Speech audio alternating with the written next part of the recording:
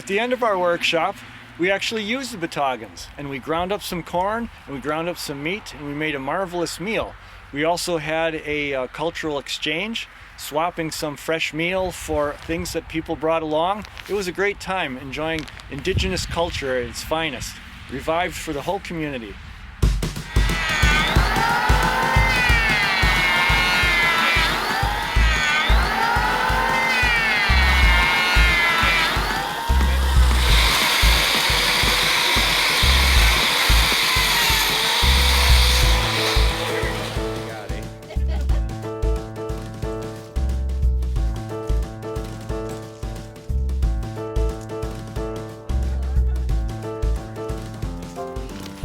Stuff too, eh, Frank? Sure. They don't ever want to do it. I want to go to just one time.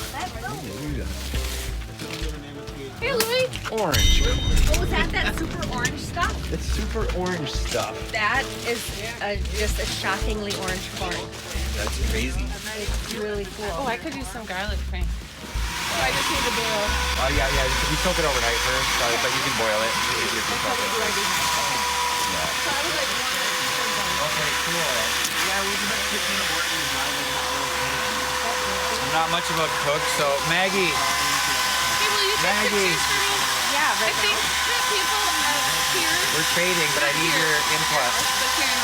But here in the We're They're trading one struggling of with each. bartering a little bit. There's something over here. Is there a meat that looks good to you? You know what I'm saying? Yeah, yeah. I'm gonna let you pick. Okay. Yeah, how do you do it? Oh yeah, I for didn't sure. brush my hair, so. I didn't brush my hair. You gotta, I don't know that you don't There you go. I got a brush in the car. Thank you.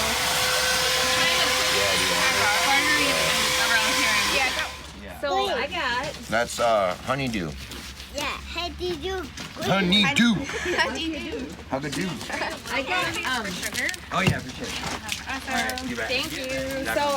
So this really does have a story. These are from my grandma passed away a couple years ago when I was going through her stuff, and she had all this beautiful calico. So one of Steve's aunts sewed it all up. We put our logo on there, and I got 2 bags up here, but of course there's more in the house. This one is some red corn, and this is, I think, the wild pigeon beans are in here. So Wow. there's a good amount of beans. I also have a blue jay pin, if anyone's interested in that. A little sweetgrass basket, and then a coveted corn husk doll that have not been released to the public yet. Is that your work? Yeah. Wow. I make a bunch, and then I sell them, and in 2 hours they're all gone. Wow. And then everyone's like, It's like a world premiere. it is. It's really sad. Like, I don't have time to make a whole bunch, but I got a pair of unfinished earrings for the corn husk doll. oh yeah. This is a stellar cornhusk style, man. That's a nice Oh purple. really? Oh cool. That's a nice one, man. You're gonna get booked? Top man. I tried to I would suggest toasting it first because it's going to grind up pretty gritty. Oh, so it's for flour? Or what do you do with it? Well, I usually run things through a metallic grinder. I got a coffee grinder in there. Yeah, you can probably grind with that without any So trouble. then what do you do with it? I would just make a cornbread, Oh. especially one that's a recipe that's got a lot of liquid. Give it some time to soak it up some. Makes sort of a chewier cornbread than your flour corn does. Take of some course. of Bruce's syrup. So We like our that. cornbread, you go. you make it patties with boiling water, and then you Yeah, put them in he the does boiling good- he does water. good work, Yep. It's got the perfect. If there are any Oneida recipes for using flint corn, I would aim towards that because I'll bet Okay. everything you do with the flour corn The is same thing. He's Okay. using the RO on it. with flour corn than with flint corn. Flint corn is it grinds up Because you don't have like the caramel. grittier, so it doesn't come out as fine. It doesn't take up water as fast. So It makes a much chewier And product. there's like, Okay. I read about it, but I can't always The recipe I use has got a lot of liquid in it. I wonder and it how that bakes tastes. long and slow. Taste as a mush then. It would be That would be more great like to a try as oatmeal mush. mush. we mostly Ooh, make that would be sugar, good. right? We make some syrup. Okay. We make a lot of sugar. Yeah. And in order to make Oh sugar, wow, yeah. And then we got people who come by. I'm anxious to try this now. We sell them.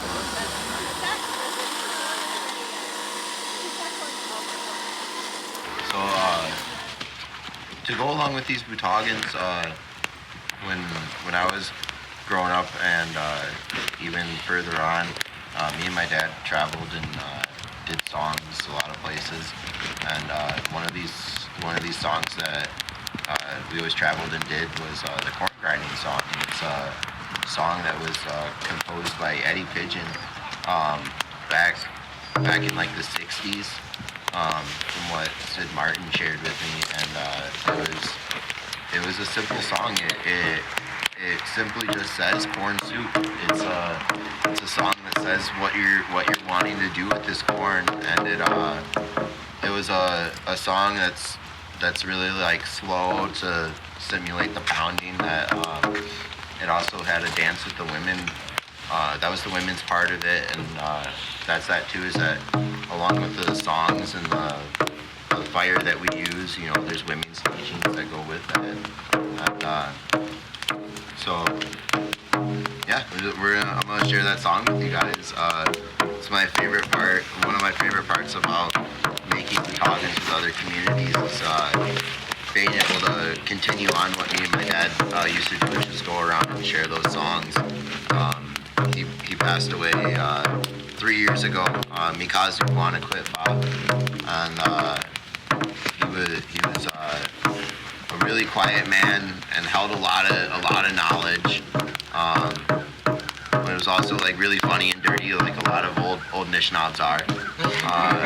So yeah, and it, like I said, it says Ndamabo, which is just bo for pop. It's in Anishinaabe Moeller is soup or liquid.